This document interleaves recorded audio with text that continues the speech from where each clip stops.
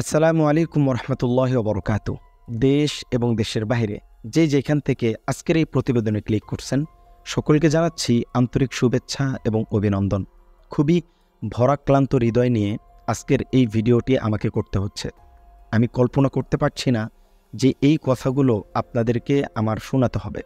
পিনাকি ভট্টাচার্যকে যারা ভালোবাসেন আমি বিশ্বাস করি আপনারাই এই ভিডিওতে ক্লিক করছেন। আজকে এমন কিছু বাস্তব কথা আপনারা শুনতে যাচ্ছেন যেটা আসলে আমরা কল্পনা করিনি।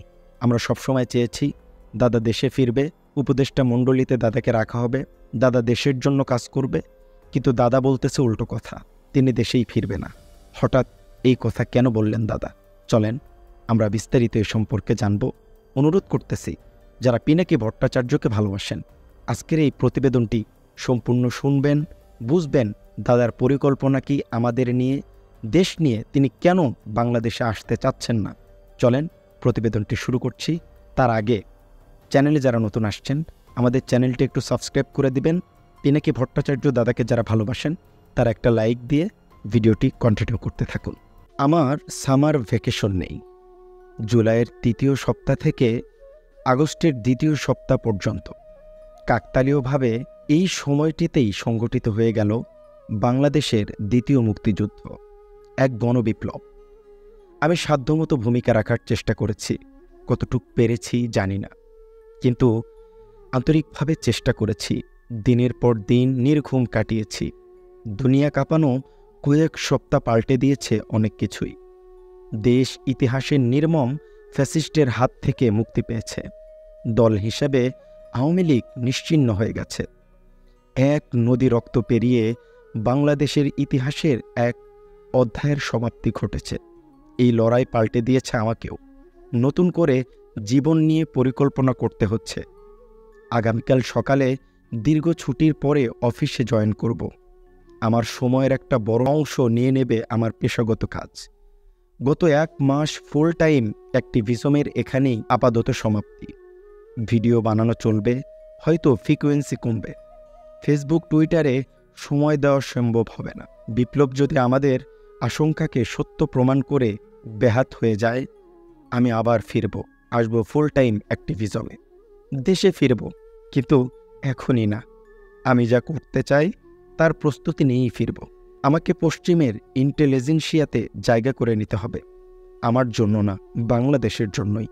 সেজন্য আমাকে আরও কিছুদিন ইউরোপে থাকা দরকার, অন্তত আরও ২ বছর। তার মানে দাদা বোঝাতে চাচ্ছেন তিনি ২ বছরের ভিতরে দেশে ফিরবেন না। আরও একটু শোনেন আমাদেরকে নিয়ে দাদার পরিকল্পনা কি। আমি বাংলাদেশে একটা নন প্রফিট ইন্ডিপেন্ডেন্ট ইনস্টিটিউট করব, আর্ট আর হিউম্যানিটিস পড়ানোর জন্য। কোনো কর্পোরেট বা রাষ্ট্রীয় সাহায্য আমি নেব না। সারা দুনিয়া থেকে সেরা ফ্যাকালিস্টরা এখানে পড়াবেন আমাদের তরুণদের। আমি দুনিয়াকে খুলে দেব সবার সামনে। বেশিরভাগ কোর্সই হবে ফ্রি, অল্প কিছু পেইড কোর্স থাকবে। বাংলাদেশের তরুণদের আমি দুনিয়ার বৃদ্ধিবৃত্তির সাথে কানেক্ট করিয়ে দেব। এই প্রতিষ্ঠান গড়ার রিসোর্স নিয়েই ফিরতে হবে আমাকে। তাই আমার এই ২ বছর সময় দরকার। এই ইনস্টিটিউট হবে আগামীর বাংলাদেশের ইন্টেলেকচুয়াল পাওয়ার হাউস।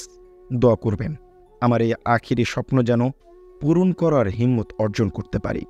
আমি সারাটা জীবন আপনাদের সাথেই থাকব, জনগণের একজন হয়ে আপনাদের কণ্ঠস্বর হয়ে থাকব। এই কণ্ঠস্বর ক্ষমতার কাছে মাথা নোয়াবে না। আগামীর বাংলাদেশকে আমরা একসাথে মাথা উঁচু করে গড়ে তুলব। ইনকিলাব জিন্দাবাদ। একজন মানুষ কতটা দেশপ্রেমী হলে সে কিন্তু এখন দেশে আসতে পারে। তার নামে যে সমস্ত মিথ্যা মামলা দেওয়া হয়েছিল, সে চাইলে এখন দেশে আসতে পারে। দেশ তো স্বাধীন, তার মামলাগুলো প্রত্যাখ্যান হয়ে যেত, তিনি দেশে আসতে পারতেন। কিন্তু তার চিন্তাধারা, তার কল্পনা বাংলাদেশকে নিয়ে অনেক বড়। তিনি আমাদের জন্য কিছু করে দিতে চান, যেটা দ্বারা বাংলাদেশের মানুষ উপকৃত হবে, বাংলাদেশের মানুষ তাকে স্মরণ করবে। পিনাকি ভট্টাচার্য এমন একটা নাম হয়ে থাকবে যুগের পর যুগ, কালের পর কাল। যুব সমাজ, বাংলাদেশের মানুষ পিনাকি ভট্টাচার্যর অবদান ভুলতে পারবে না। এমন পর্যায়ে তিনি নিয়ে যেতে চান দেশকে। এজন্য আরও ২টা বছর তিনি সময় চেয়েছেন। দেশে ফিরবেন না এখনই, আরও 2টা বছর লাগবে। যে মানুষ দশের জন্য চিন্তা করে, দেশের জন্য চিন্তা করে, একজন হিন্দু পরিবারের হয়েও মুসলিমদের সত্য ইতিহাস যার জানা, সে বলে। তবে সবসময় একটা দোয়া করি, এমন ভালো মানুষ, এত পড়াশোনা জানা যোগ্য মানুষ, সে যেন ঈমান নিয়ে মরতে পারে। তার কপালে যেন আল্লাহ পাক রব্বুল আলামিন ঈমান নামক দৌলতটা নসিব করেন, এই দোয়া আমি সবসময় করি। পিনাকি ভট্টাচার্যকে আল্লাহ পাক রব্বুল আলামিন ইসলামের জন্য কবুল করুক। তার সব কিছু ঠিক আছে, তিনি যেন মাদার তেরেসার মতো হয়ে মৃত্যুবরণ না করেন। দেশ জাতির জন্য কাজ করে তিনি যেন ইসলাম নিয়ে কবরে যেতে পারেন, এই দোয়াটা আমার সাথে সাথে আপনারা সবাই করবেন। দাদার কথাগুলো, দাদার ভিডিও, দাদার চিন্তা চেতনা সব কিছুতেই বাংলাদেশ। সব রাজনৈতিকবিদ, সব মানুষগুলো যদি তার মতো চিন্তা ভাবনা লালন করত, আজকে বাংলাদেশ এই অবস্থা হতো না। আজকের বাংলাদেশ অনেক এগিয়ে যেত, বাংলাদেশ অনেক অনেক এগিয়ে যেত।